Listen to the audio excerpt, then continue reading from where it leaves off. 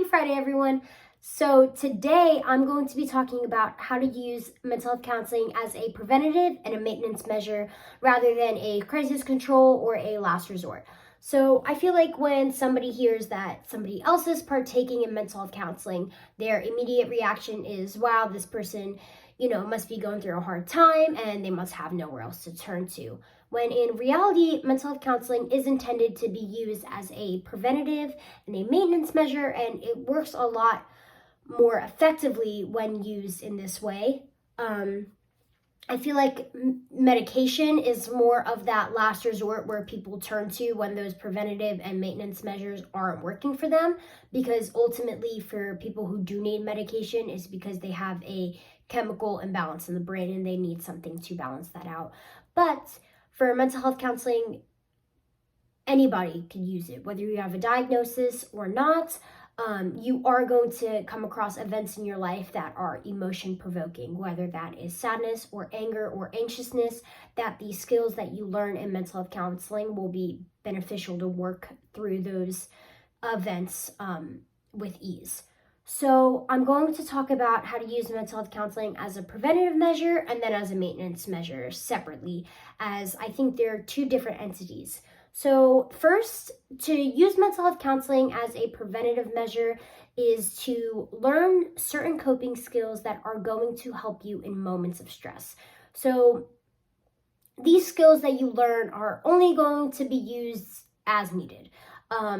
These are not going to be things you do on a daily basis. So one good example of a coping mechanism you would use in a time of stress is the 3-3-3 rule. So what the 3-3-3 rule is that when you're in a time of stress, you're going to make a conscious effort for, number one, you're going to look around the room and you're going to identify 3 things.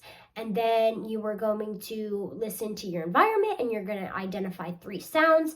And then you are going to consciously move 3 parts of your body.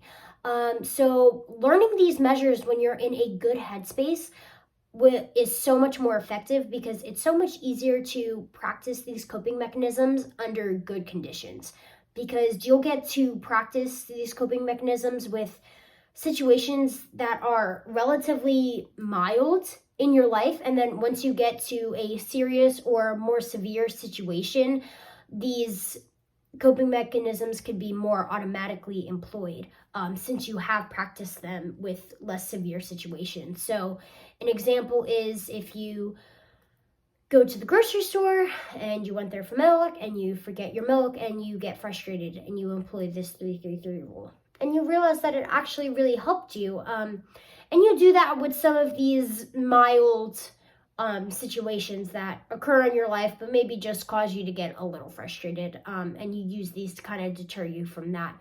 But then a big event happens in your life, such as, possibly getting fired from your job or, a breakup, something a lot more serious. And you're having something more relative to an anxiety attack, and you could employ these coping mechanisms with more automatically, because you have already used them in other situations. So you kind of know how it works and you know how to deter your mind from the stress that you are experiencing.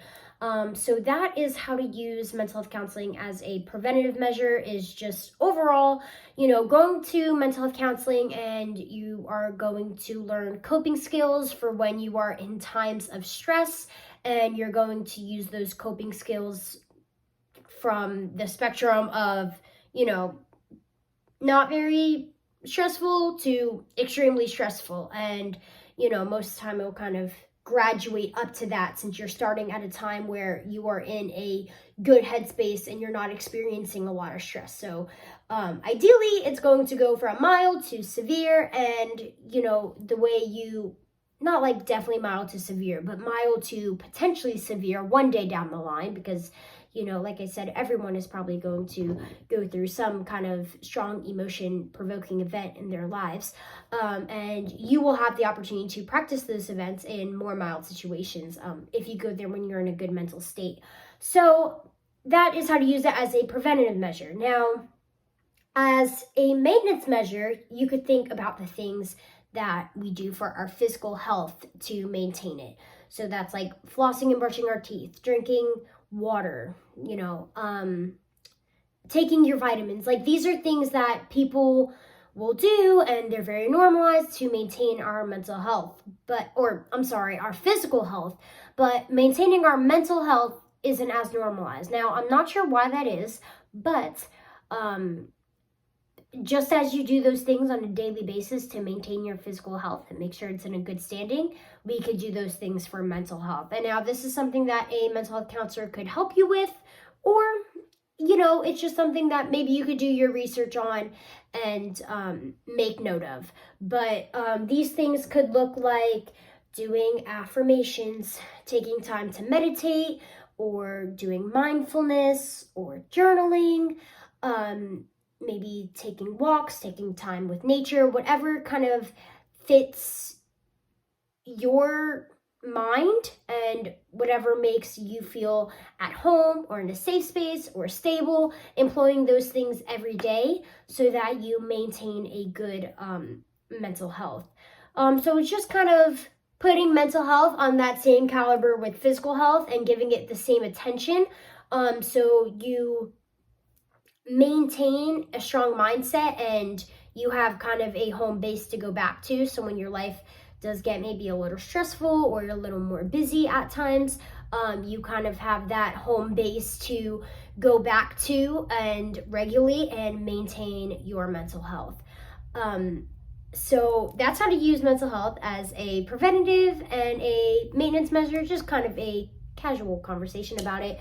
But also, one other thing I wanted to tap on in this video is I did mention emotion-provoking events, right? Events that cause sadness, anger, anxiousness, all of those strong emotions. And what I wanted to touch on is that these emotion-provoking events look different for every person. I know I've had this tendency, and I feel like a lot of people have the tendency of when they're in a moment of stress due to a certain event, they kind of compare it to other people and they kind of invalidate their feelings. Like if you failing a test is making you very, very stressed, but you're like, there's people out there in poverty. I shouldn't be worrying about this. No. Their events vary. These emotion-provoking events vary for different people in different circumstances, and that doesn't invalidate your feelings or your emotions. Something that is severe to you may be mild to another person and vice versa, but that doesn't invalidate your feelings at all. So all this also goes to say that, like, using mental health counseling as a preventative or a maintenance measure, everybody is justified in doing that. Some people think because celebrities are celebrities and they have the life and the fame and the fortune and, that financial stability, that they shouldn't have these mental health problems. They have it made.